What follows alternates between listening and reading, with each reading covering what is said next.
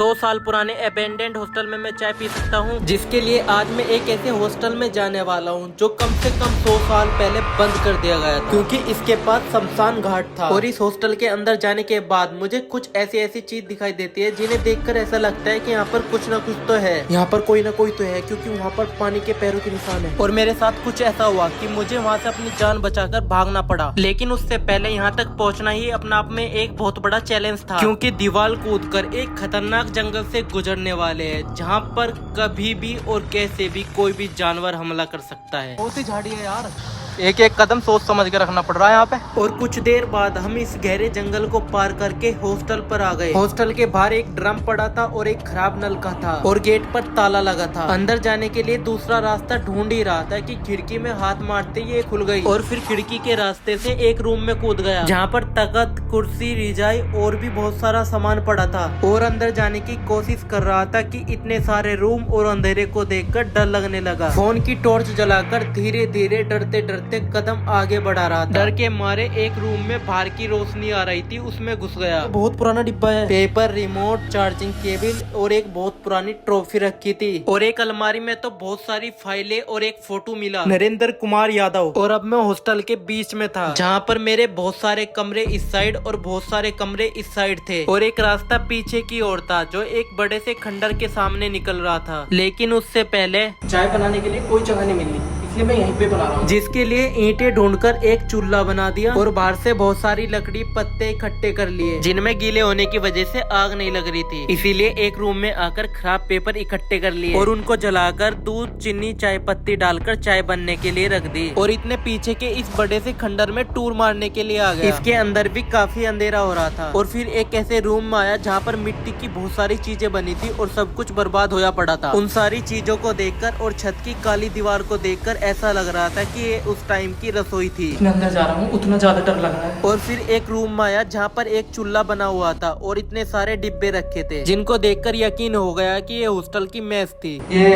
अचार का डिब्बा होगा, काफी टाइम से डर लग रहा है, कुछ भी हिल जाओ जब भी डर लग रहा है एकदम।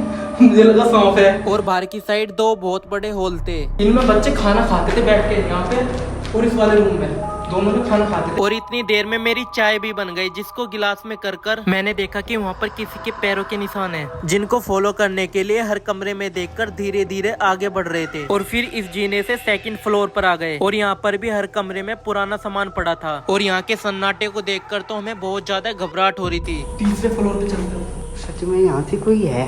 देख सकते हो बाहर कितना चांदना हो रहा है और अंदर कितना अंधेरा था। पूरी छत पर घास खड़ी है और पेड़ है। और वापस जाने के लिए जैसे ही नीचे जा रहे थे, मुझे एकदम से लगा कि मेरे पीछे कोई है। बस इतना होते ही डर की सीमाएं सारी पार हो गई और मैं वहां से अपनी जान बचाकर भागने लगा।